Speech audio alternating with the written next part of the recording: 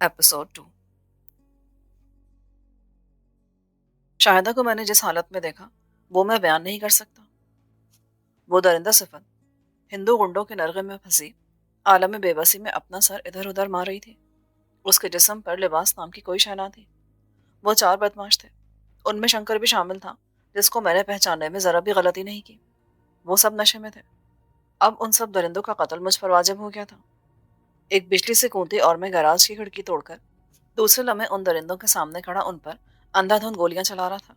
मुझे कुछ मालूम नहीं कि मेरे रिवॉल्वर से निकली पहली गोली किसे लगी, दूसरी गोली ने किसको ढेर किया, तीसरी गोली ने किसकी खोपड़ी के टुकड़े उड़ा दिए। जब मेरे रिवॉल्वर की 12 गोलियां खत्म हो गई तो मैंने खूनी नजरों से देखा। शाहिदा पलंग के कोने में सिमटी अपने बदन को चादर में छुपाने की कोशिश में थर थर कांप रही थी और फर्श पर उन चारों गुंडों की लाशें खून में लथपथ पड़ी थी। उनमें शंकर की लाश भी शामिल थी। मेरी गोलियों ने उनके जिस्म छलनी कर दिए थे। एक गोली शंकर की कनपट्टी को तोड़ती हुई निकल गई थी। शारदा के हवास गुम थे। उसका रंग सफेद पड़ गया था। उसमें बोलने की सकत नहीं थी। वो बामुश्किल बोली, खुदा के लिए मुझे मुझे यहाँ से ले चलो। मैं उसे ले जाने के लिए यहाँ पर आया था। मेरा इरादा सिर्फ शंकर को कत्ल करने का था, लेकिन वहां पहुंचकर मैंने जो मंजर देखा उसने मेरे तन बदन में आग लगा दी थी और बाकी 3 बदमाशों का कत्ल भी जरूरी हो गया था। शाहिदा की इज्जत खराब करने वाले को मैं कैसे जिंदा छोड़ सकता था। मैंने शाहिदा को साथ लिया और गैराज की खिड़की से कूदकर अंधेरे में दरगाह वाली सड़क की तरफ बढ़ा। वो सहमी भी मेरे साथ चल रही थी। सड़क के किनारे दरख्तों में उसके खाविंद अशरफ की कार खड़ी थी। उसने हमें सितारों की धुंधली नीलगू रोशनी में आते देख लिया था। वो जल्दी से कार में से निकलकर सड़क पर आ गया। मैंने शाहिदा को उसके हवाले करते हुए कहा, अशरफ, मैं तुम्हारी अमानत वापस लाया हूँ। शाहिदा अशरफ से लिपटकर सिसकियां भर के रोने लगी। अपने खाविंद से लिपटी हुई शाहिदा मुझे सख्त जहर लगी। हो सकता है आप इस जज्बे को गैर इंसानी जज्बे का नाम दें, मगर मैंने जो महसूस किया वो बयान कर दिया। शाहिदा अपने शौहर के साथ अगली सीट पर बैठ गई। गाड़ी उनकी कोठी की तरफ रवाना हो गई। अंधेरे में सड़क किनारे के दरख्त पीछे को दौड़े जा रहे थे। खाली रिवॉल्वर मेरी जेब में था। अभी तक अशरफ को मालूम नहीं हुआ था कि मैं 4 आदमियों का कत्ल करके आ रहा हूँ। शाहिदा अपना सर दोनों हाथों में थामे खिड़की के साथ लगी बैठी थी। मैं पिछली सीट पर चुपचाप बैठा था। जिंदगी में पहली बार मैंने इकट्ठे 4 आदमियों का खून कर डाला था, मगर मुझे कोई अफसोस या पछतावा नहीं हो रहा था। मेरा ज़मीर मुतमईन था। मैंने वही किया जो एक गैरतमंद मर्द को करना चाहिए था। मैं उन गुंडों को जिंदा छोड़कर अपनी गैरत का जनाजा नहीं उठा सकता था। अगर मैं उस लम्हे मसलहत की मेज़ पर बैठकर अपने ज़मीर के साथ मज़ाकरात शुरू कर देता और उन गुंडों को हलाक ना करता, तो शायद आज मैं इतने सुकून के साथ बैठा अपनी दास्तान कलमबंद ना कर रहा होता। कोठी में दाखिल होते शाहिदा अपना चेहरा हाथों में छुपाए बेडरूम की तरफ भाग गई। मैंने अशरफ को वहीं ड्राइंग रूम में बैठा लिया। सिर्फ एक बत्ती जल रही थी। आस-पास गहरी खामोशी थी। अशरफ अपनी ममनून का इजहार करने लगा तो मैंने उसे खामोश रहने का इशारा किया और जेब से खाली रिवॉल्वर निकालकर उसे दिखाते हुए कहा, इसमें 12 गोलियां थी, जो सारी की सारी मैंने शंकर समेत चारों बदमाशों के नापाक जिस्मों के पार कर दी हैं। अशरफ का मुंह खुले का खुला रह गया। अब परेशान होने की जरूरत नहीं अशरफ, खून मैंने की है, कोई सबूत भी वहां नहीं छोड़ा। अभी तक किसी को कानो कान खबर नहीं है कि मैं तुम्हें लेकर शंकर के अड्डे पर गया था और यह कि तुम्हारी बीवी शंकर की अरगामाली थी। तुम लोग अपनी जुबान बंद रखना और जैसा मैंने तुमसे वादा लिया है उस पर अमल करते हुए जितनी जल्द हो सके इस शहर से निकलकर किसी दूर दराज इलाके में चले जाओ। मैंने खाली रिवॉल्वर जेब में डाला और उठकर चलने लगा तो अशरफ बोला, अनवर, तुम्हें, मेरा मतलब है, तुम्हें वहां किसी ने देखा तो नहीं? अंग्रेज के फौजी ठेकों की आमदनी ने अशरफ की जवामर्दी पर बुजदिली और मसलहत की चर्बी चढ़ा दी थी। मैंने पलट कर कहा, जिन्होंने मुझे देखा था उन सब की लाशें वहां पड़ी सड़ रही हैं। अब मैं नहीं चाहता कि मैं तुम दोनों को कलकत्ते में देखूं। ये कहकर मैं ड्राइंग रूम से बाहर चला गया। कोठी का लॉन सुनसान पड़ा था। मैं गेट से निकलकर सड़क पर आ गया। मैंने पलटकर कोठी की तरफ देखा और फिर सड़क के किनारे दरख्तों के अंधेरे में तेज तेज बालीगंज वाली चौकी की तरफ चलने लगा। रात आधी से ज्यादा गुजर चुकी थी। शहर का ये इलाका बिल्कुल सुनसान पड़ा था। कुशादा सड़क पर किसी वक्त गाड़ी तेजी से गुजर जाती थी। दूर से गाड़ी की रोशनी देखकर मैं दरख्तों की ओट में हो जाता। मेट्रो सिनेमा के पास मुझे टैक्सी मिल गई और मैं उसमें बैठकर अपने इलाके से काफी पीछे उतर गया। वहां से पैदल कई बाजारों के चक्कर काटकर अपने फ्लैट में आ गया। मेरे कमरे की बत्ती उसी तरह जल रही थी।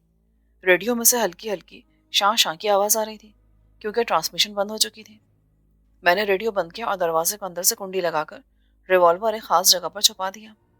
غسل خانے جا کر منہ ہاتھ دھویا، سویٹر اور پتلون اتار کر دھوتی کرتا پہنا اور بستر پر آ کر لیٹ گیا۔ کمرے میں اندھیرا تھا، صرف کھڑکی پر گرے ہوئے پردے میں سے باہر نیچے سڑک کے کھمبے کی دھیمی روشنی اندر آ رہی تھی۔ سب سے پہلے مجھ پر ایک خوف سے طاری ہو گیا، مجھے بار بار پھانسی کا پھندا نظر آنے لگا، لیکن بہت جلد میں نے اس تکلیف دہ تصور پر قابو پا لیا۔ میں نے وہی کیا جو مجھے ایک مرد ہونے کی حیثیت سے کرنا چاہیے تھا۔ شاہدہ کی بے حرمتی کرنے والے درندوں کو میں کیسے معاف کر سکتا تھا؟ کیسے زندہ چھوڑ سکتا تھا؟ اگر میں انہیں ہلاک نہ کرتا تو شاید ساری زندگی اپنے آپ کو معاف نہ کر سکتا۔ مجھے اس بات کی بھی تسلی تھی کہ مجھے شنکر کے اڈے پر جاتے، خون کرتے اور وہاں سے شاہدہ کو لے کر واپس آتے کسی نے نہیں دیکھا۔ خطرہ یہی تھا کہ کہیں شاہدہ یا اشرف گھبرا کر کسی سے ذکر نہ کر بیٹھے۔ مگر وہ ایسا کیوں کرنے لگے؟ کیا انہیں معلوم نہیں کہ اگر میں پکڑا گیا تو شاہدہ کو بھی کچہریوں کے چکر لگانے پڑیں گے اور اس کی کس قدر بدنامی ہوگی؟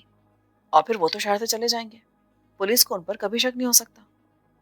اب مجھے احساس ہونے لگا کہ اشرف نے شاہدہ کے اغوا کی اطلاع پولیس کو نہ دے کر مجھ پر کتنا بڑا احسان کیا تھا۔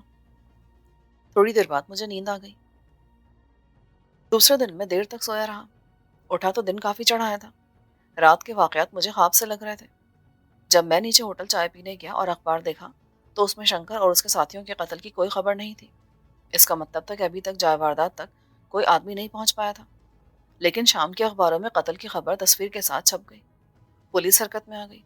میں چپ تھا، مجھے صرف یہی دھڑکا لگا تھا کہ کہیں ایسا نہ ہو کہ کوئی غنڈہ شدید زخمی حالت میں زندہ بچ گیا ہو۔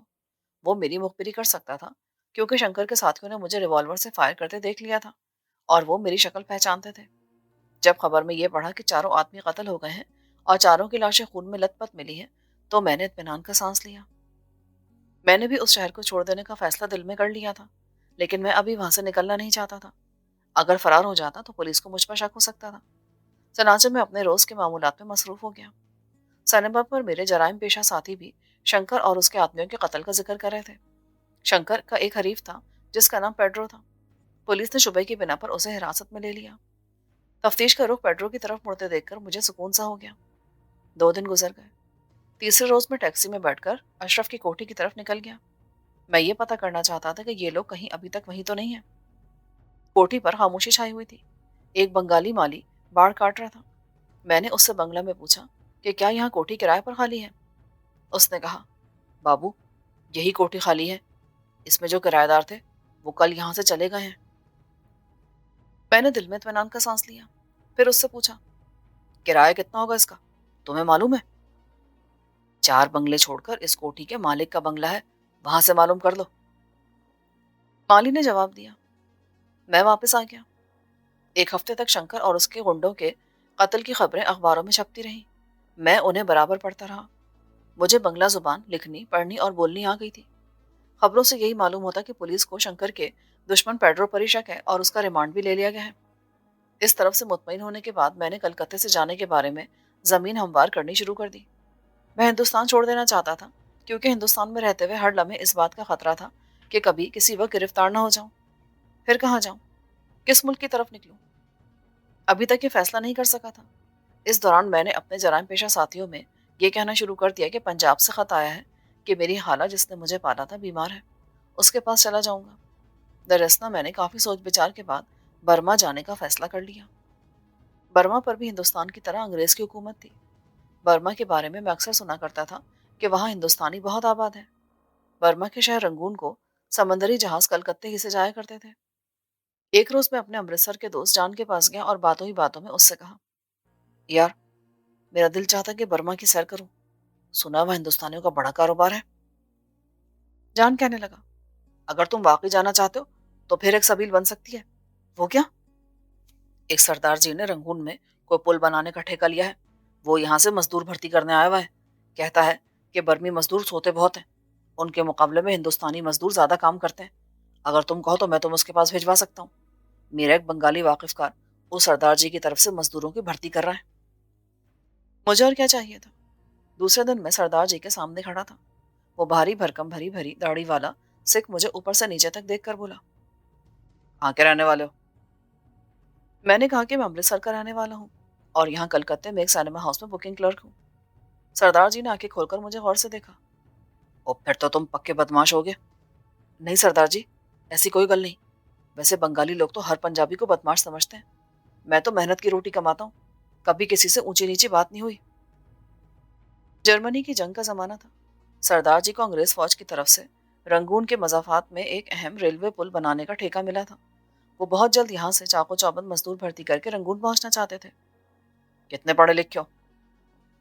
جب میں نے اسے بتایا کہ میں میٹرک پاس ہوں تو وہ خوش ہو کر بولے, او یہ تو بڑی چنگی گل ہے, وہ تم حساب کتاب کر لیتے ہو؟ سردار جی, بکنگ کلرک ہوں, حساب کتاب ہی کرتا ہوں سنیما ہاؤس میں. سردار نے مجھے ایک فارم دے کر کہا, اس کو پڑھ لو اور نیچے دستخط کر دو.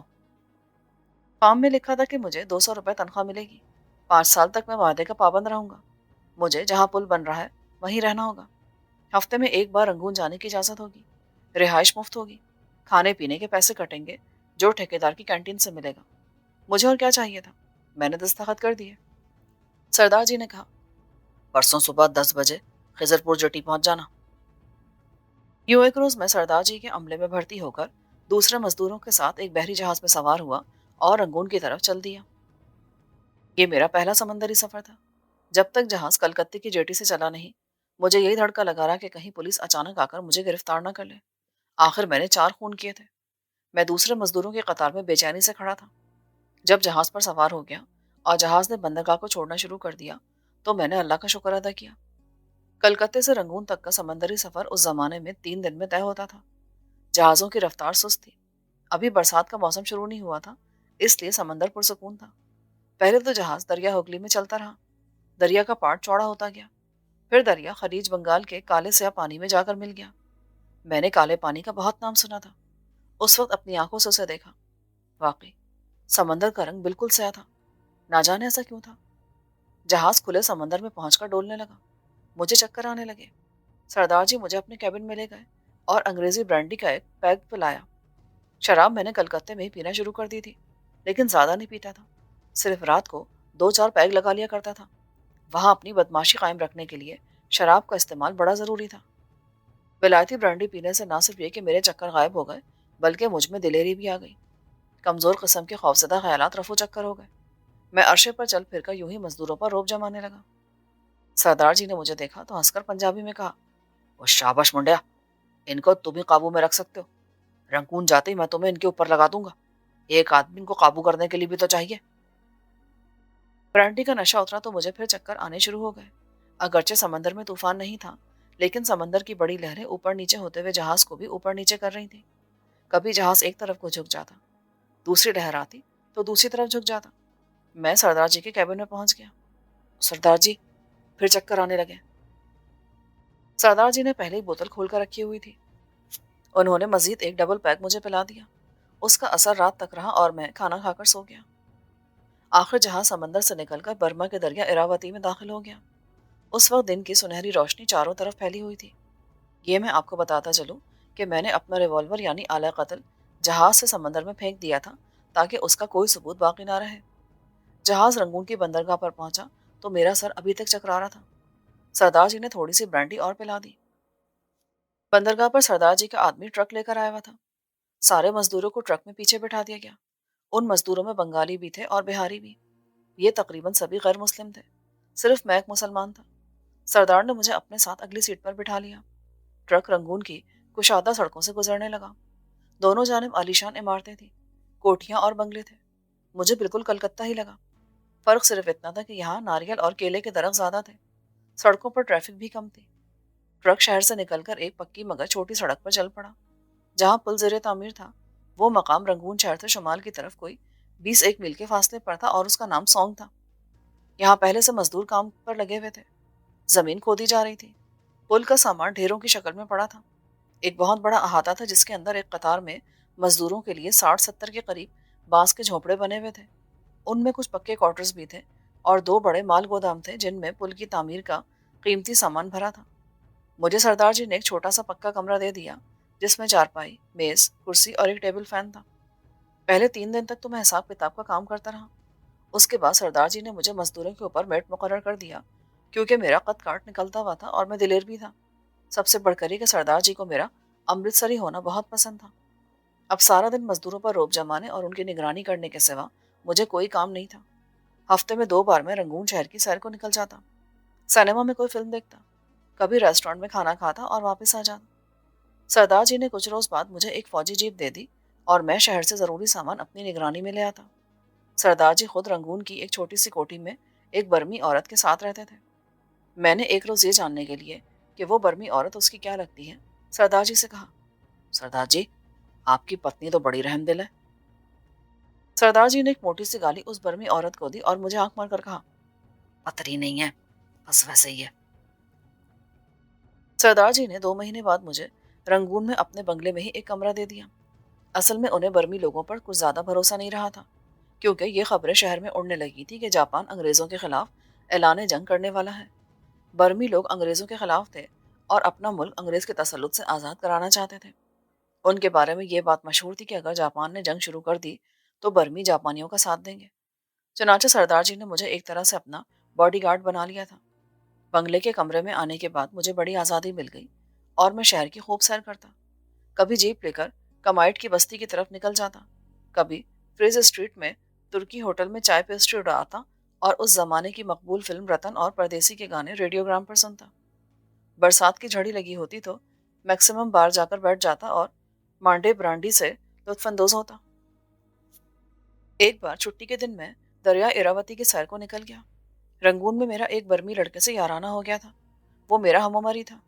अब नाम भूल गया हूँ। उसका यांग या युवांग नाम था। उसकी शक्ल आज भी आंखों के सामने है। जर्द रंग, छोटी आंखें। आम बर्मियों की तरह वो भी कमीज के ऊपर कसकर लुंगी बांधता था। वो भी मेरे साथ था। हम जीप एक जगह खड़ी करके दरिया किनारे सैर करते काफी दूर निकल गए। आसमान पर बादल छाए हुए थे। लगता था अभी बारिश होगी, लेकिन मैं रंगून की बारिशों का आदी हो गया था। वहां तो बरसात के मौसम में रोज ही बारिश होती थी। युवांग मुझे दरिया के किनारे एक छोटे से कस्बे में ले आया। यहाँ बांस के झोपड़े के अंदर चाय की छोटी सी दुकान बनी हुई थी।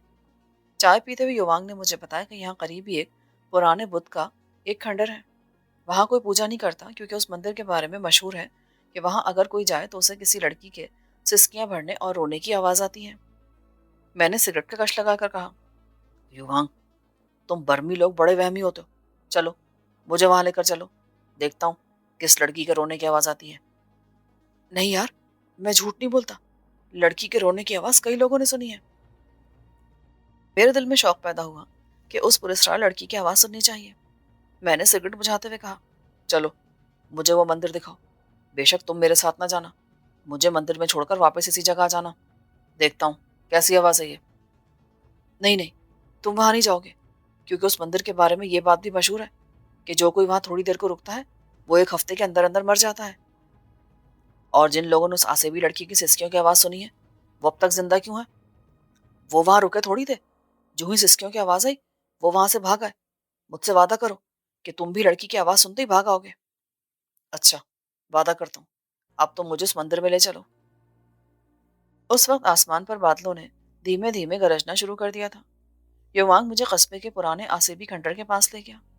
पुराना सा खंडर था। दीवारें शिकस्ता थी। चबूतरे और सीढ़ियों में जंगली घास उगी हुई थी। दरवाजे का एक सुतून ढह गया था।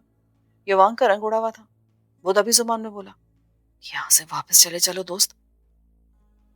डर तो कुछ कुछ मुझे भी लग रहा था, लेकिन नौजवानी का जोश और फिर अपनी दिलेरी का भरम रखने के ख्याल से मैंने युवांग को वापस भेज दिया और खुद पगोडा यानी मंदिर के खंडर में दाखिल हो गया। अंदर दाखिल होती एक अजीब सी सनसनाहट मेरे जिस्म में दौड़ गई। बाहर बादलों की धीमी गरज बुलंद होकर गायब हो गई। मैं खंडर की डेवड़ी में था। नीम अंधेरा था। दीवार में एक कुशादा शगाफ था। मैंने आगे बढ़कर शगाफ में झांका तो अचानक किसी के आहिस्ता से सिसकी उभरने की आवाज आई। मेरे रोंगटे खड़े हो गए। ये सिसकी किसी लड़की ने भरी थी। दिल ने कहा कि यहाँ से भाग चल, वरना मर जाएगा। बस इतना एडवेंचर ही काफी है। मैं जो ही पीछे जाने को बढ़ा, किसी ने शगाफ के अंदर से आवाज दी, मुझे पानी पिला दो, मुझे प्यास लगी है। ये उसी लड़की की आवाज थी। इतना कहकर पुरस्कार लड़की सिसकियां भरने लगी। मैं हौसला करके रुक गया। कौन हो तुम? शगाफ की दूसरी तरफ गहरी तारीकी थी। उसी तारीकी में से लड़की ने सिसकी भरकर कहा, डरो नहीं, मुझे पानी पिला दो, मैं 200 बरस से प्यासी हूँ। लड़की की आवाज में कुछ ऐसी इल्तिजा थी कि मैंने वहां से वापस पलट जाना अपनी मर्दाना शान के खिलाफ समझा और हिम्मत करके कहा, पानी कहाँ पर है? लड़की की सिसकियां बंद हो गई थी। अंदर आ जाओ, अंदर बावली है। میں بے دھڑک شگاف میں سے گزر گیا۔ مجھے اندھیرے میں دھندلا دھندلا نظر آنے لگا۔ کیا دیکھتا ہوں کہ آگے ایک چھوٹی سی گول کنواں نما باولی ہے جس کے منڈیر پر کانسی کا ڈول پڑا ہے۔ ڈول کے ساتھ رسی بندھی ہوئی ہے۔ مجھے پانی پلا دو، باولی میں سے پانی نکال کر پلا دو۔ میں نے ڈول باولی میں ڈال دیا، پانی بھر کر باہر نکالا اور ڈول باولی کے منڈیر پر رکھ دیا۔ اب ایک بار پھر مجھ پر خوف ستاری ہو گیا تھا کہ خدا جانے یہ کوئی چڑیل ہے، ابھی کسی طرف سے نکل آئے گی پانی پینے کے لیے۔ اتنے میں لڑکی کی آواز آئی، ڈرنا نہیں، میں تمہیں کچھ نہیں کہوں گی۔ میرے دیکھتے ہی دیکھتے پانی سے بھرا ڈول غائب ہو گیا۔ دوبارہ ڈول اپنی جگہ پر آیا تو وہ خالی تھا۔ اس لڑکی کے گہرا سانس بھرنے کی آواز آئی، تم نے میری صدیوں کی پیاس بجھا دی، تم نے مجھ پر بڑا احسان کیا ہے، تمہیں کبھی نہ کبھی اس کا بدلہ ضرور دوں گی۔ اس کے ساتھ ہی باولی کے اوپر اندھیرے میں روشنی سی ہو کر بجھ گئی۔ میں باہر کو دوڑا۔ اب دہشت نے مجھے اپنی گرفت میں لے لیا تھا۔ میں نے مندر کے چبوترے پر سے نیچے گھاس میں چھلانگ لگا دی۔ باہر تاریک بادلوں کی وجہ سے دن کے وقت اندھیرا ہو گیا تھا اور بوندا باندی شروع ہو گئی تھی۔ جب میں چائے والے جھوپڑے میں آیا تو میرا برمی دوست یوانگ جلدی سے اٹھ کھڑا ہوا۔ کیا ہو گیا؟ تم اتنی دیر تک کیا کر رہے تھے اندر؟ جانے کیوں میرا دل چاہا کہ میں یوانگ کو یہ نہ بتاؤں کہ میں نہ صرف پگوڈا کے کھنڈر کے اندر رہا بلکہ میں نے اس پرسرار لڑکی کو پانی بھی پلایا ہے اور اس کی صدیوں کی پیاس بجھائی ہے۔ نہیں یار، تم سے کیا چھپاؤں؟ اصل میں ڈر گیا تھا مندر کے اندر، کہاں جاتا؟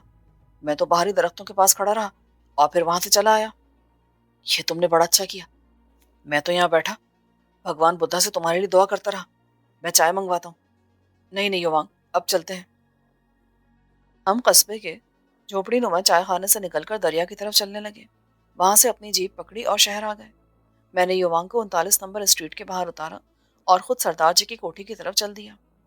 میرے ذہن میں پگوڈا والی لڑکی کی پراسرار خشک آواز اب بھی گونج رہی تھی۔ کبھی لگتا کہ میں نے جو کچھ سنا، جو کچھ دیکھا، وہ سب میرا وہم تھا، حقیقت سے اس کا کوئی تعلق نہیں، لیکن میں تو اس لڑکی کی سسکیاں اب بھی سن رہا تھا۔ جیپ گیراج میں کھڑی کر کے میں اپنے چھوٹے سے کمرے کی طرف جا رہا تھا کہ ڈرائنگ روم کا جالی دار دروازہ کھلا اور سردار جی پتلون اوپر کرتے ہوئے نمودار ہوئے۔ انہوں نے مجھے آواز دے کر بلایا۔ وہ کچھ مضطرب سے دکھائی دے رہے تھے۔ میرے آگے آگے وہ ڈرائنگ روم میں داخل ہو گئے۔ مجھے صوفے پر بیٹھنے کا اشارہ کیا۔ جالی دار دروازے کے پاس جا کر باہر ایک نگاہ ڈالی اور دروازہ بند کر کے کنڈی لگا دی۔ پھر میرے سامنے والے صوفے پر بیٹھ گئے۔ میری چھٹی حص نے بتایا کہ دال میں کچھ کالا ہے اور جس خطرے کو میں اپنے ساتھ لے کر رنگون آیا تھا وہ اب میرے سامنے آ گیا ہے۔ اس سے پہلے کہ میں سردار جی سے کچھ پوچھتا، سردار جی نے میری طرف گردن جھکا کر مجھے گہری نظروں سے دیکھا۔ کیا تم کلکتے میں کسی کا خون کر کے آئے ہو؟ میں پتھر سا بن کر سردار جی کو تکنے لگا۔ باہر درخت پر کوئی پرندہ مسلسل بول رہا تھا اور سپارکس اسٹریٹ پر سے گاڑیوں اور فوجی ٹرکوں کے گزرنے کی دھیمی دھیمی آواز سنائی دے رہی تھی۔ یہ آپ کو کس نے بتایا؟ سردار جی اٹھ کھڑے ہوئے، اپنے صوفے کے گرد ایک چکر لگایا، اپنی ڈھیلی پتلون کو باہر نکلے ہوئے پیٹ کے اوپر کیا، صوفے پر دوبارہ بیٹھے اور بولے، انورے، تو امرتسری ہے اور تو نے میری بڑی خدمت کی ہے اور میں تجھے پولیس کے حوالے نہیں کروں گا، لیکن میں بھی کسی مصیبت میں نہیں پھنسنا چاہتا اور تیرے لیے یہی کر سکتا ہوں کہ تو ابھی اسی وقت یہاں سے فرار ہو جا اور جہاں تیرے سینگ سمائے نا اتنے چلا جا۔ اگر پکڑا گیا نا تو پولیس کو ہرگز ہرگز یہ نہ بتانا کہ تو میرے ہاں ملازم تھا۔ ساری بات کھل گئی تھی لیکن میں قتل کا اعتراف نہیں کر سکتا تھا۔ میں نے پوچھا، کیا پولیس یہاں آئی تھی؟ سردار جی اپنی داڑھی کو انگلیوں سے مروڑ رہے تھے۔ ان کی لال لال آنکھیں میرے چہرے پر جمی تھی۔ پولیس تیری تلاش میں میرے پاس آئی تھی اور میں نے انہیں صاف صاف کہہ دیا کہ میں اسے بھرتی کر کے رنگون ضرور لایا تھا، مگر دوسرے دن وہ کہیں روپوش ہو گیا۔ میں نہیں جانتا کہ تو نے خون کیا کہ نہیں۔ میں تیری اتنی مدد کر سکتا ہوں کہ تو مجھ سے کچھ روپے لے اور فوراً روپوش ہو جا اور موقع ملتے رنگون سے کسی دوسرے ملک کی طرف بھاگ جا۔ وہ اٹھا، الماری کھولی، اس میں سے 500 روپے کے نوٹ نکال کر مجھے دیے۔ اب تم کوٹھی کے پچھلے کمرے سے سولی پگوڈا کی طرف نکل جاؤ۔ تم رنگون سے اچھی طرح واقف ہو۔ شام تک کسی جگہ چھپے رہو اور جب اندھیرا ہو جائے تو پروم کی طرف بھاگ جانا۔ وہاں سے کسی طرح بارڈر کراس کر کے تھائی لینڈ پہنچنے کی کوشش کرنا۔ وہاں تم محفوظ ہوگے۔ اب جلدی سے بھاگ جاؤ۔ میری حالت اس آدمی کی سی تھی جس کے لیے گھر کا دروازہ بند کر دیا گیا ہو اور ایک دوسرا دروازہ کھول دیا گیا ہو، جس کے سامنے پرخطر جنگل، دلدلی میدان اور درندوں سے بھری ہوئی پہاڑیاں اور گھاٹیاں ہوں۔ ایک بات میں ضرور کہوں گا کہ قتل خواہ آپ کسی جذبے سے بھی کریں، وہ چھپتا نہیں ہے اور مقتول کا خون آپ کا تعاقب کرتا ہے۔ मेरे साथ भी ऐसा ही हुआ था। अगरचे मैं जाए वारदात से हजारों मील दूर एक दूसरे मुल्क में रुपोश हो चुका था, इसके बावजूद एक खतरा मुझे हर वक्त अपने ऊपर मंडलाता महसूस होता था। अंग्रेज का जमाना था। उस जमाने में पुलिस की कारकर्दगी बड़ी आला थी। बर्मा भी अंग्रेजों के कब्जे में था। चनाचा यहाँ पुलिस बेरोक टोक अपनी तफ्तीश का दायरा वसी से वसी तर कर सकती थी। बर्मा पुलिस में ज्यादा तादाद पंजाब के सिपाहियों की थी, जिनमें सिख भी थे और जहलम के जवान भी। इसका मतलब ये नहीं था कि पंजाबी होने के नाते ये लोग मुझसे कोई रियायत बरतने वाले थे। नहीं, उस जमाने में अंग्रेज के सख्त कीड़ निजाम की वजह से हर सिपाही अपनी ड्यूटी का सख्ती से पाबंद था और मफरूर कातिल को गिरफ्तार करने पर तो सिपाहियों की एकदम से तरक्की हो जाती थी। सरदार जी ने ड्राइंग रूम में जाते ही दरवाजा बंद कर दिया। मैं सरदार जी की मजबूरियों को अच्छी तरह से समझता था। अगर वो मुझे अपने यहाँ पनाह देते हैं और पुलिस मुझे पकड़ लेती है, तो सरदार जी का सारा कारोबार तबाह हो जाता और मुमकिन है खुद उन्हें भी जेल की हवा खानी पड़ती। इसके बावजूद उन्होंने मेरे साथ इंतहाई दोस्ताना और मुरब्बियाना सलूक किया था, और ना सिर्फ ये कि मुझे पुलिस के हवाले नहीं किया था, बल्कि मुझे 500 रुपये भी दे दिए थे, जो मेरे बड़े काम आ सकते थे। अब मैं रंगून के वसी और अरीज शहर में अकेला रह गया था। रंगून की पुलिस मेरे ताक़ुब में थी। मुझे रूपोश होना था। मुझे पहचाना भी जा सकता था। अगर कलकत्ता पुलिस ने मेरे खिलाफ कत्ल का मुकदमा दर्ज किया था, तो उन्हें मोहिनी सिनेमा वालों से मेरी तस्वीर भी जरूर मिल गई होगी। ये तस्वीर बर्मा पुलिस को भी सप्लाई कर दी गई होगी।